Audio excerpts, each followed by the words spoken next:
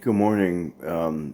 It's almost 8 o'clock on the beginning of the what will begin the third day.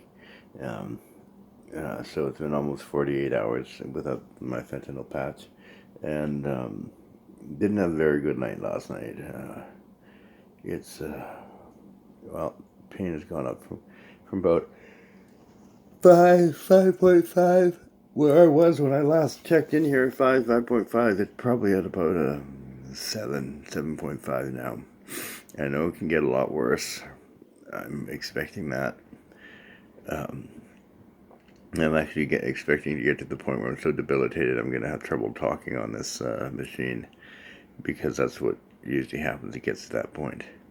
But right now I can see my face is really puffy. I'm retaining a lot of water.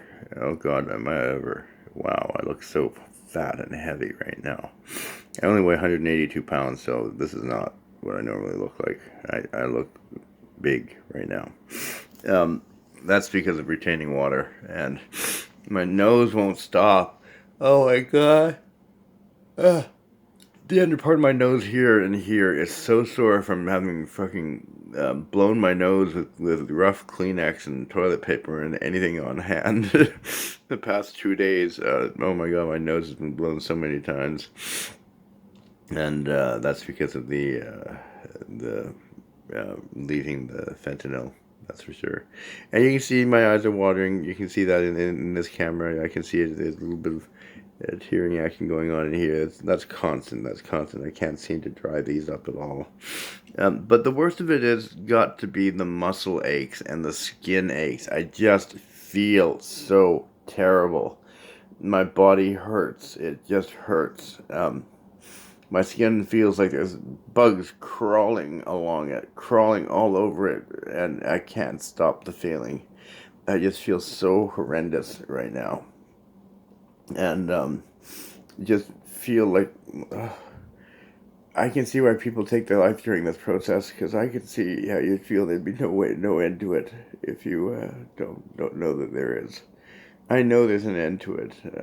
I have faith there's an end to this, because I have enough smarts. I know about addiction. I know about all those kinds of things. I know about drugs and how they work in the body and all that kind of thing. Of course, I have to know all this stuff. I have to know it because I take these drugs. I have to know it. It's important for me to educate myself about the after effects, the side effects of medications, and what happens if you go off them and that kind of thing. And so I'm really well versed on what's happening inside of myself right now and to my body, and it's not a pretty sight.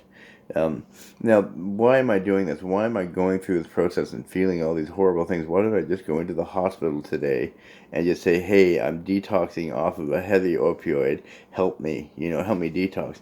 Well, the reason being is because my fucking new pain doctor, Dr. Kumar, um, wants me to be feeling all this withdrawal symptoms, so that when they start administering the Suboxone, they can tell when the Suboxone is starting to alleviate those side effects.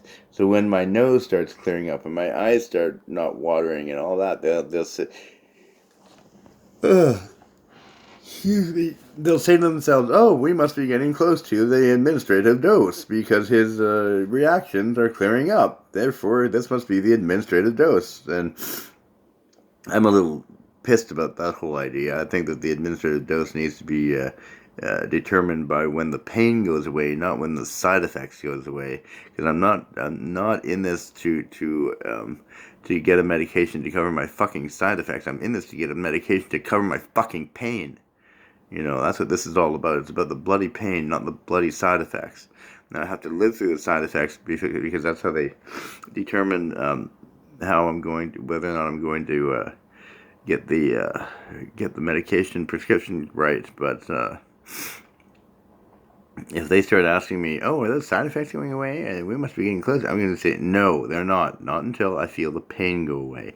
When the pain starts going away, I'll say, 'Oh, the side effects are going away.' And then if they start cutting back on the medication, at least I'll have enough to cover the pain.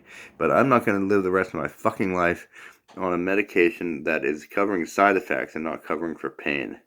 That's ridiculous. Why the hell would I be doing that? Why would I be taking a fucking opioid just to cover a side effect of opiate withdrawal than to cover the bloody pain that I needed for. How ridiculous and how stupid. Those doctors sometimes make me think that they're fucking idiots. They really do. They really make me think they're idiots with the way they think about this shit. So anyway, I'm just getting angrier and angrier. The more I go through this, it seems.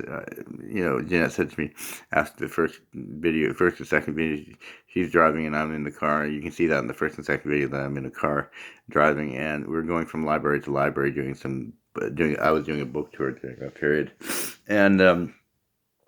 And she says to me, boy, your anger about all this really comes through. Well, hello.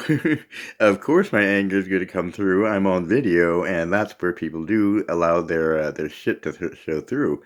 And because you start talking about it, you can't help but get angry.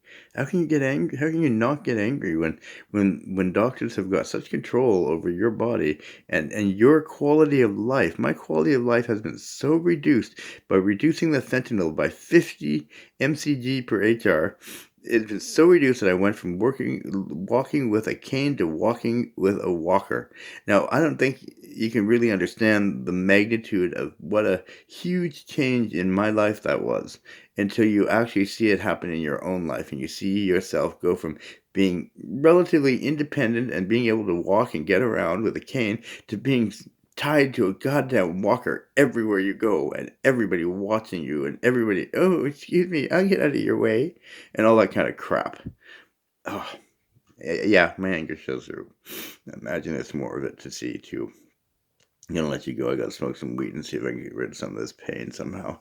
I don't know how I'm gonna do it. It's just, there's no way to get rid of this now. It's to the point now that it's past the point of being anything that the T4s or anything we'll deal with. I took my last T4s. I have more T4s, but I'm not allowed to take any past 9 o'clock this morning because I can't have any T4s for 24-hour period before they start administering the Suboxone. So the last 24 hours, I'm not really allowed any pain-killing medications at all. None whatsoever. I guess I could take a Tylenol, but what the fuck is a Tylenol going to do for me? Nothing. Tylenol doesn't do shit for me. I'm kind of at a loss for what I'm going to be doing to deal with this later on tomorrow. I'm just going to probably be screaming. That's how I'll have to deal with it. God, I hope not. I don't want another day like that. I hate those days. Anyway, I'm going to sign off and I'll be back a little bit later on today and check in and see how bad it's getting. Have a good day.